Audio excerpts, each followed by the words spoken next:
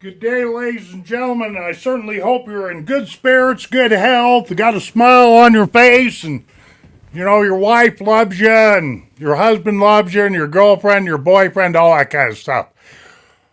Okay, let's get down to business here. Let me have a little drink of coffee because this is liable to take me a while. Coffee, the nectar of the gods, I swear.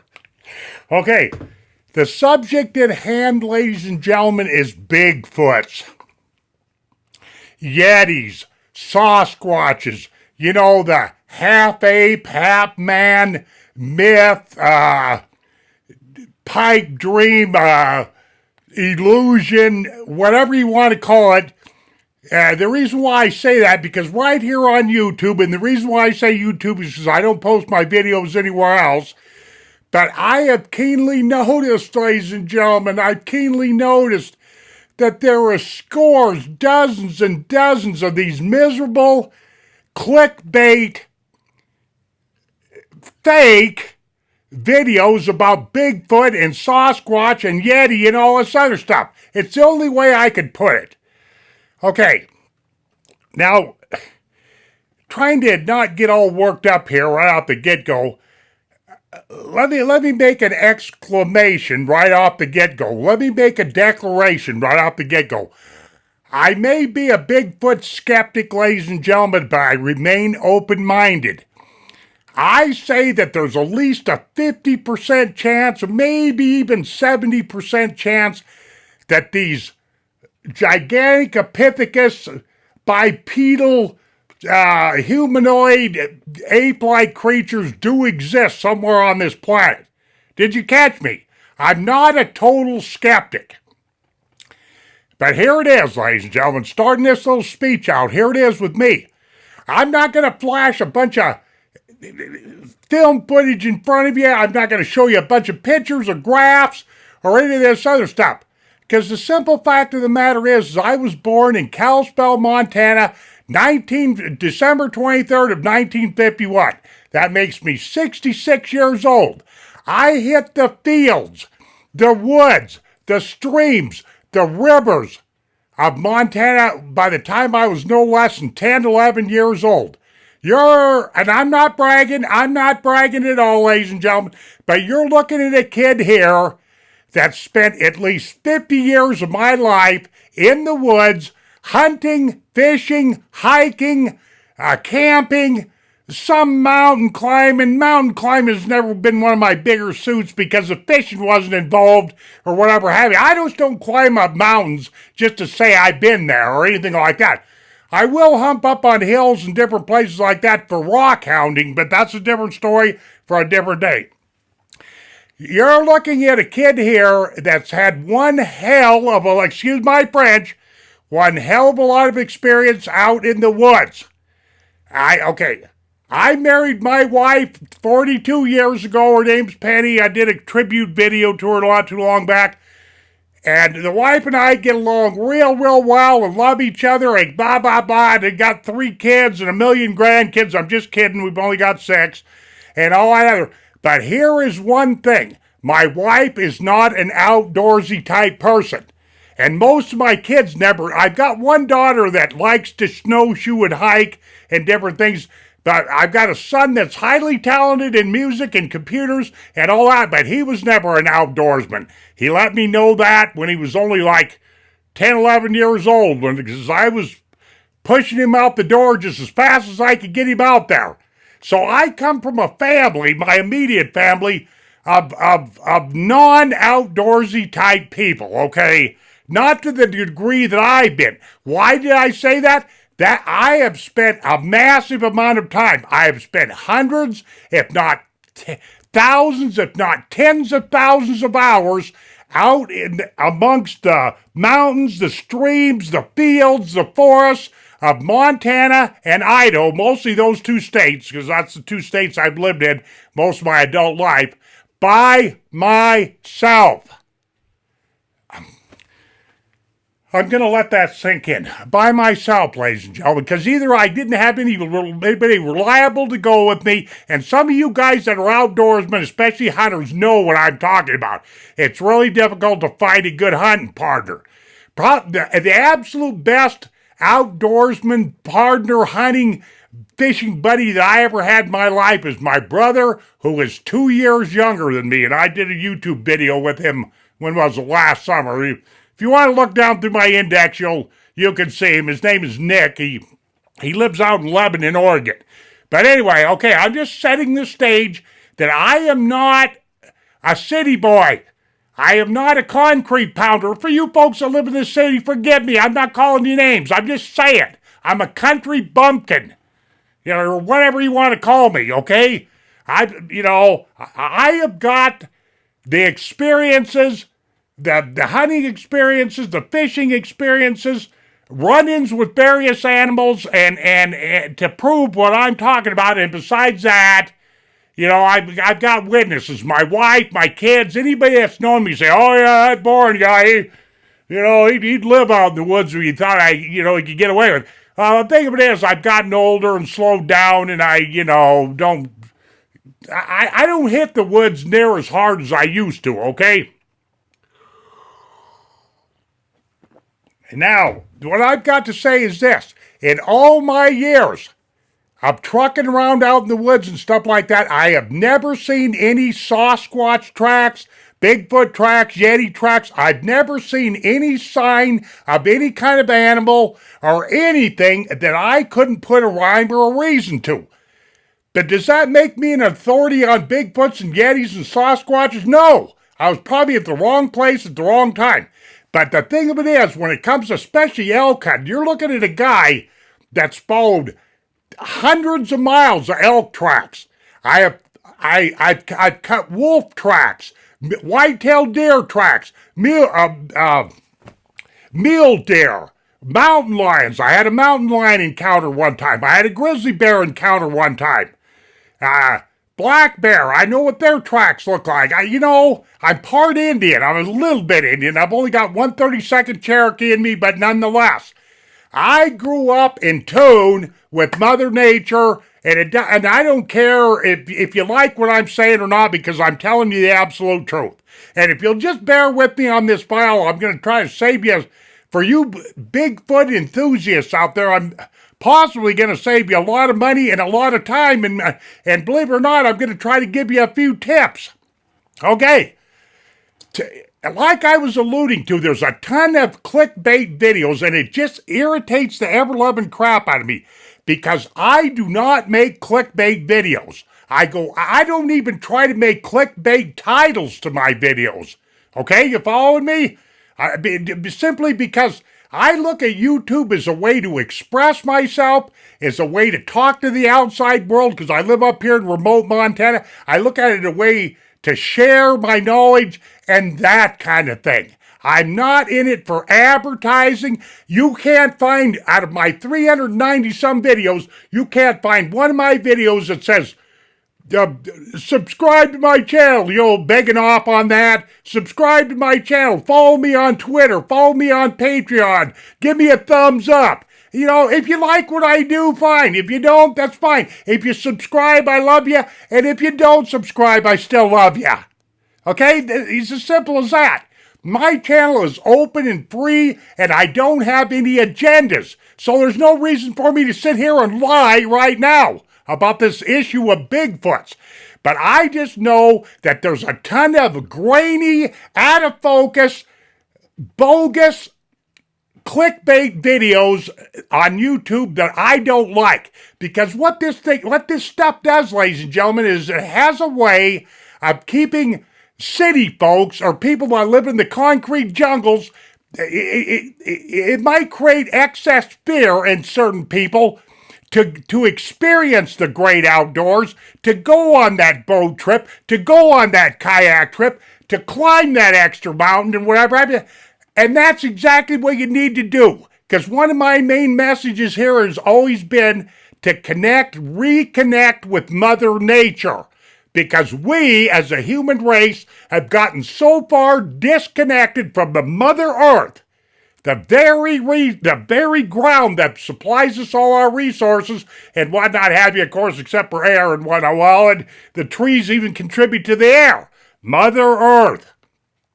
We as human beings have become so disconnected to Mother Earth that it scares me. And I know that a lot of this is caused a lot of problems in society, plain and simple. You know, and one of my things on my YouTube channel is I try to reconnect people if I can, okay? Now, like I just got done, okay, let me get into this thing right here. Forgive me if I screw up with my words. I've got a few notes here. I'm not even following them because I've been given this a couple of days thought on how to make this video, and I thought just sit down and just talk about this. Don't even try to be perfect or anything like that. But here it is. In all my traveling and all my hunting and hours and hours of fly fishing and you name it, I have never cut across anything out there in the woods. Bigfoot tracks, droppings, beds, teepees, these so-called shelters. Okay, it's like this, ladies and gentlemen. Let me go down this list right here. Okay, you got people out there. I can't believe this. I cannot believe this. You got people out there running around with expensive trail cameras. Okay, setting out bait. Fooling around with night vision cameras, all kinds of expensive stuff. Hooting and hollering in the middle of the night. They've even got it. They used to, I don't know, because I don't watch regular TV or regular cable anymore, but they even had a bunch of these hillbillies down the south that were squash hunters. All these squash that them people had that was in their brain. That show was so funny, so phony, I couldn't believe it. I could not believe it. You know, but you got people, you know, getting up in the middle of the night and hooting and hollering and grunting and howling and beating on trees with limbs. And this list goes on and on and on, and spending all their extra hard money when they could be out enjoying themselves, okay? You got all this kind of stuff going on. Me, in my life, I've never been an active, a YouTube researcher or a YouTube hunter or anything like that. But that doesn't mean that I have not been I've been in the position many, many times that you would have thought a guy like me that's humped many miles. There's many, many miles behind this kid right here. You'd have thought somewhere down the trail I'd smelled a Bigfoot, saw a Bigfoot, filmed a Bigfoot, seen where they bedded down, what they were munching on, their tracks, etc., etc. I haven't got one shred of proof. Not one shred of... I haven't got one story to tell you. I've got lots of stories to tell you, but they don't involve anything to do with a Sasquatch, a Yeti, or a Bigfoot. But I still believe there's the largest possibility that a primate, a humanoid, or whatever have you like this could exist. Okay? You know... But you know what? I think one of the things that really burns me is I see these videos and they've got hundreds and hundreds of thousands of reviews, and yet a guy like me, I feel real lucky if I get a couple thousand reviews on a video. You know, but then again, I don't try to promote myself like I was just saying. You know, I'm just me. I just do this for fun, and whichever direction my videos go in, fine. You know, but I wanted to put people's minds to rest that chances are, if you go into the great outdoors, if you embrace Mother Nature, you're more than, there's the highest possibility, the very highest possibility, that you're not going to run into a Yeti, a Sasquatch, or a Bigfoot, or any of this kind of stuff. Because the problem of it is, from the videos I've seen and the evidences that have been presented to me, just as an old outdoorsman like I am, is just not good enough. Just not good enough. Just not cutting it, ladies and gentlemen. Now let me tell you a little story. Okay, one of the most famous pieces of footage ever shot, it was shot in October of 19 1967 by a fellow by the name of Roger Patterson and his partner Bob Gimlin. Patterson was the ringleader of this little expedition in Bluff Creek, California, and Bob was his sidekick and his horse wrangler and all that stuff, okay? Just Google Patterson, just like it sounds, Patterson, Roger Patterson, Bob Gimlin, Gimlin, I think is how he spells his name, because I've even seen YouTube videos where people are pretending to be Bob Gimlin. I got news for everybody that's watching this video right here. I met Roger Patterson and Bob Gimlin, I think it was in 1969, because after they got that video processed and got their things together or whatever have you, they were tripping around the Intermountain West, and they came to Polson, Montana, where I graduated high school from. Polson, Montana, Lake County. Google it. It's up there at the south end of the Flathead Lake. And Flathead Lake is one of the biggest freshwater lakes in the West. Now, they came to Polson, Montana. I can't remember if they came, it was a lot of years ago. I can't remember if they came to the local high school or the movie theater or what, but they charged like $1, $1.25 or something for you to go in there and watch their film and look at they had a series of casts that they made, Bigfoot casts, and they give like a 20 or 30 minute speech, I think, and told their story and like that. But that's what happened. And the Bigfoot, the female, they call Patty, they've got like Roger Patterson was able to reel off about 1 minute where the 16 millimeter film, till he ran out of film, of this female Sasquatch.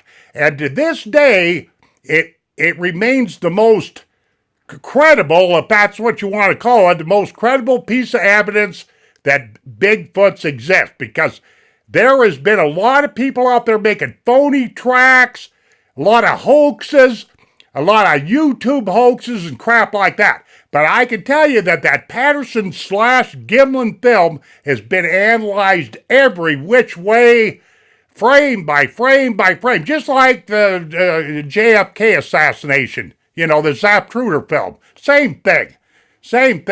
And you've got varying camps of opinion, whether, Roger Patterson created this great big hoax or whether he didn't, but it still remains, as far as video goes, some of the best video that anybody's ever got, okay? If you don't know what I'm talking about when it comes to these Bigfoots, check, you can see that video all day long on YouTube, plus a bunch of other phony videos, the clickbait videos, and all that. These people are just after ratings or writing a book on the subject or whatever have you.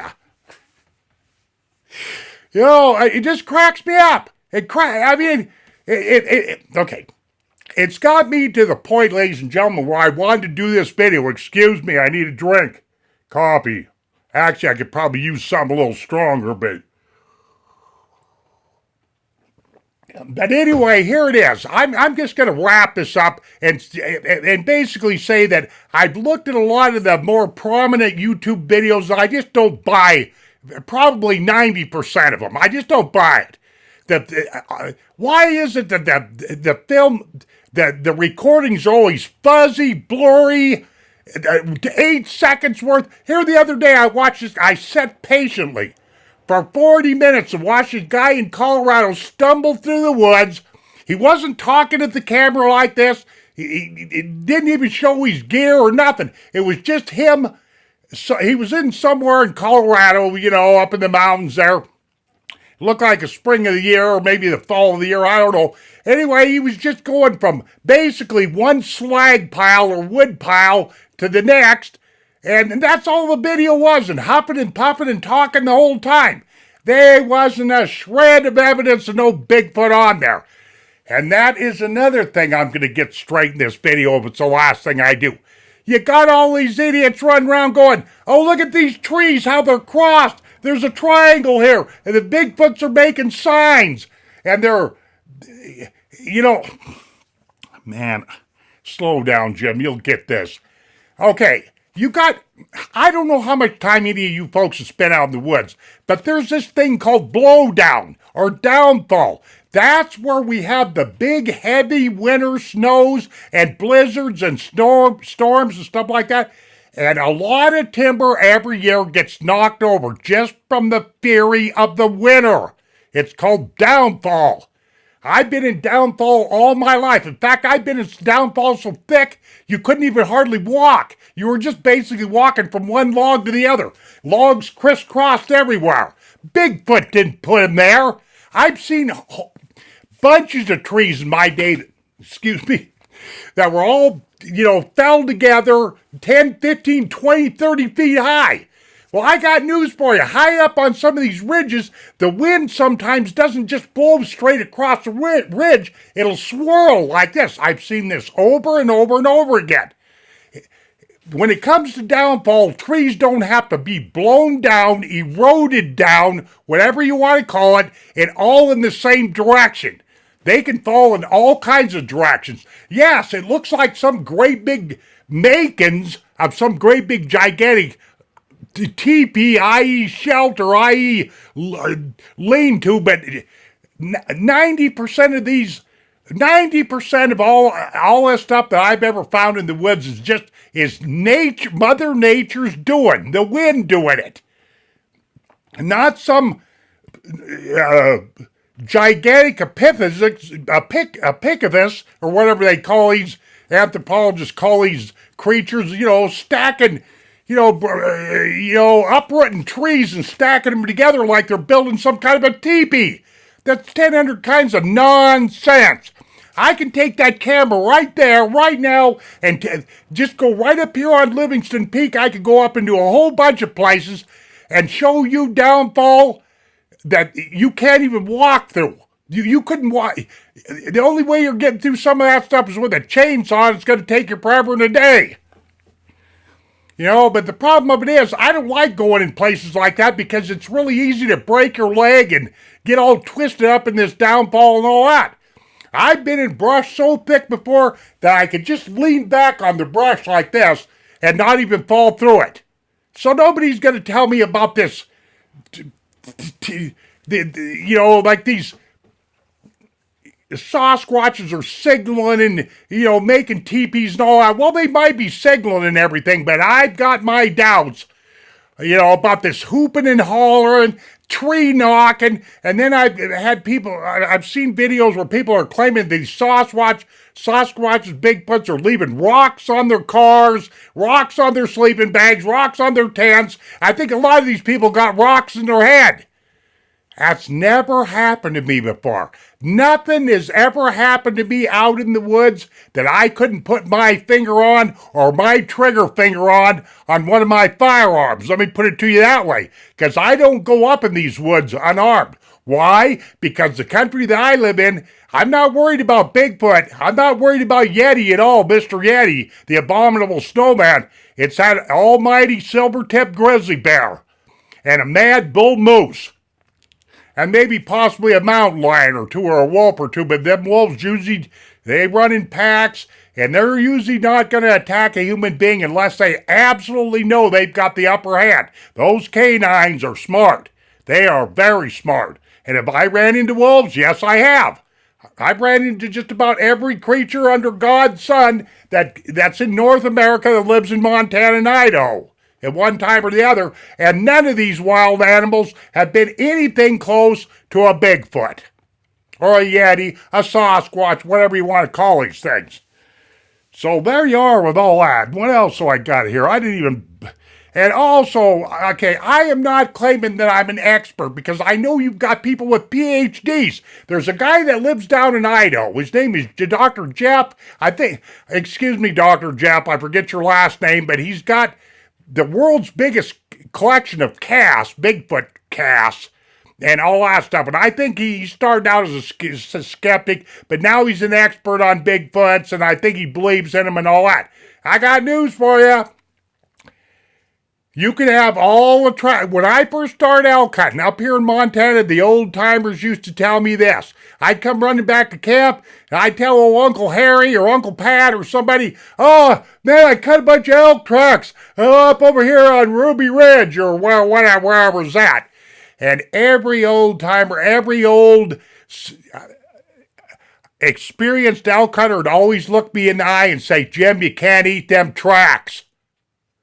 I'm going to let that sink in a minute. You can't eat them tracks. At the end of them tracks, ladies and gentlemen, this applies to Bigfoot, there's got to be a Bigfoot somewhere. Where is he? They've just got a few bones here and there, a little bit of hair.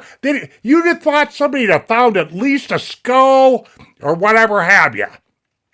You know, at least a little bit of, I realize that Mother Nature claims carcasses real quick. They degrade, the animals tear things apart. I've heard stories that these squatches, I love that, these squatches bury their own, which I have no idea if that's true or not.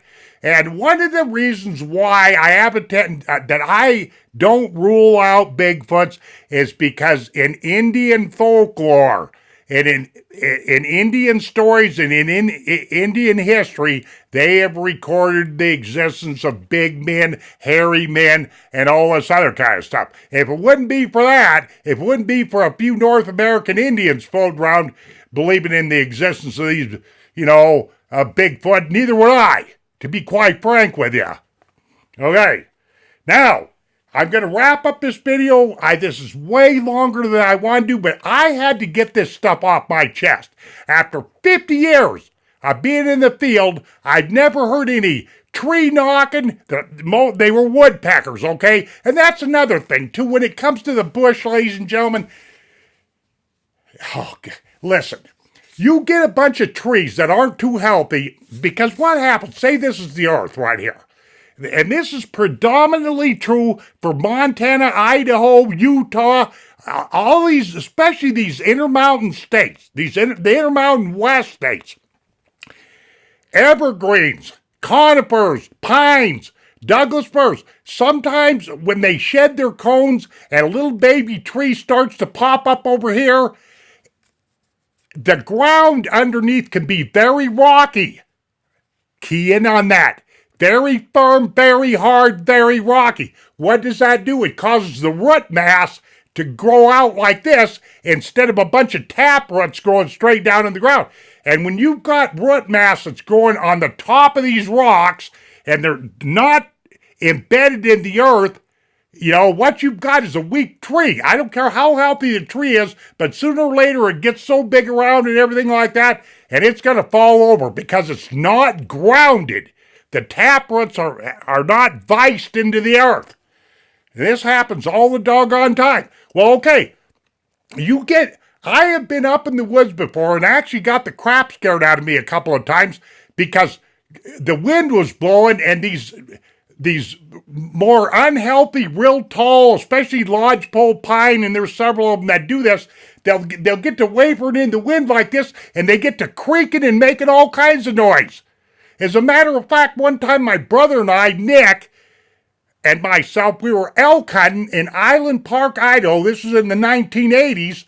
And we heard the biggest, loudest crash outside of our tent that you ever heard. And upon investigation, about 50 yards away, this great big huge tree about this big around, probably 18 inches in diameter, that wasn't rooted very well. As a matter of fact, the more I inspected the tree, I realized that it had disease in it, had blight.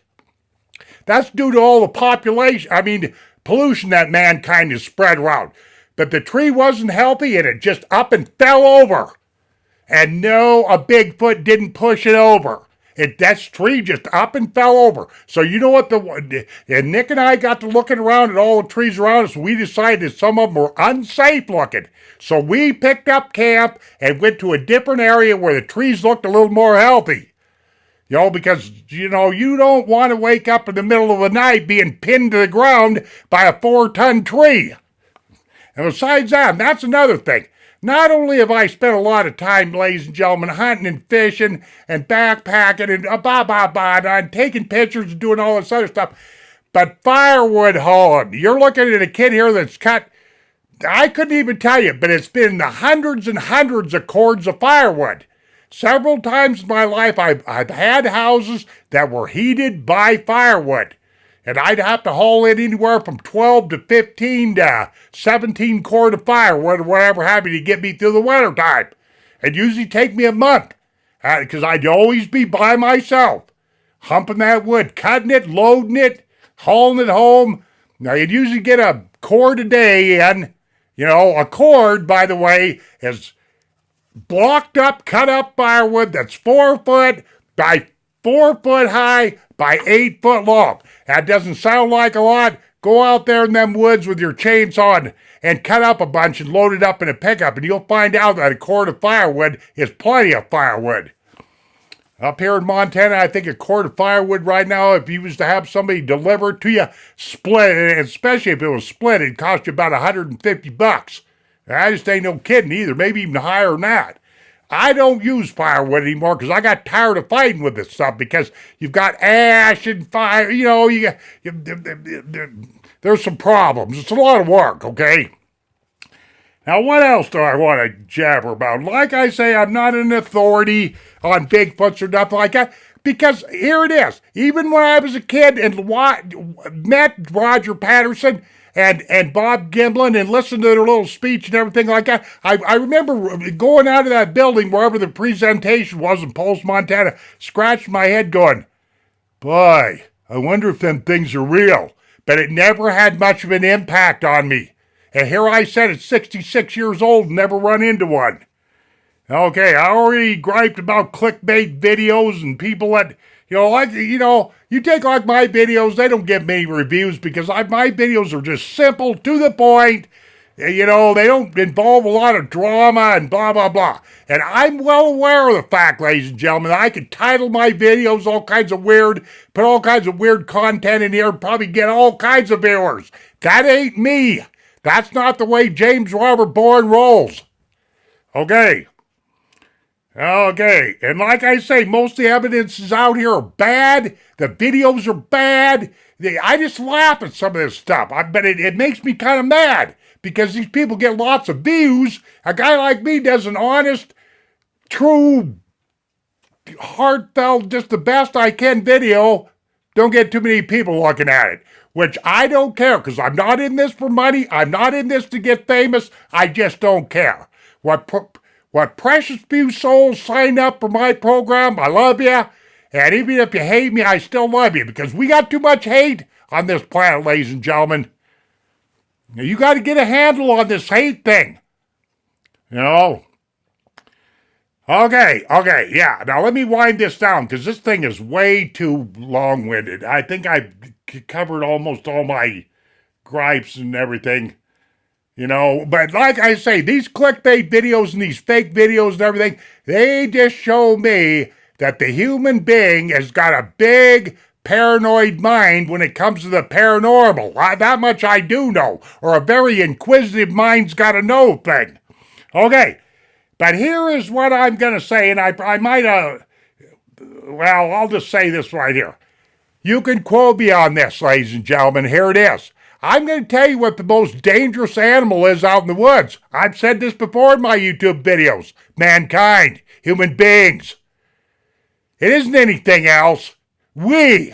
When I go out in them woods, I'm in those animals' front living quarters, so to speak. They're not in my house. I'm in their domain. And believe you me, when I go up in the woods, I walk with a certain reverence up there. I do. I don't go hooping and hollering and carrying on a bunch of shit and blasting my 10 millimeter all over the place or any of that kind of stuff. I have made a few videos where I got off in the woods and I just make my video and leave, Okay. But this is what I've got to say, besides all the complaining I've done. Now, for you guys that are buying thermo imaging equipment, tying cameras onto trees, spending your wife's bread money, that's getting kind of blunt there. But, you guys, you people that are, involved in these research clubs and this, and and these research organizations and all this stuff, and thinking that you're going to be some kind of a hero in recording or finding or videographing a Bigfoot. I got news for you. I have an idea that if these animals exist, that they're super intelligent. I have an idea that they have extrasensory perception that us human beings don't understand. And I also have an idea, if you go out in the woods with all that expensive equipment, hollering, banging on trees, doing all that stupid crap, them animals already know what they're animals, or the Yeti or Bigfoot. Mr. Bigfoot already knows what you're up to before you probably even get out of your car or your truck or whatever have you. What I'm trying to tell you, ladies and gentlemen, is chances are you're being hunted. You ain't hunting Bigfoot, he's hunting you. Why is there such a lack of credible evidence?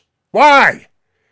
Because if Bigfoot exists, that tells me that this guy, with all the heroes in the world, all the Kit Carsons and Daniel Boones and Jim Bridgers that we got floating around on this planet, you'd have thought by now somebody to have a lot more credible evidence than they do. But they don't. And for reference sakes, while I'm getting long-winded, this is May 7th of 2018.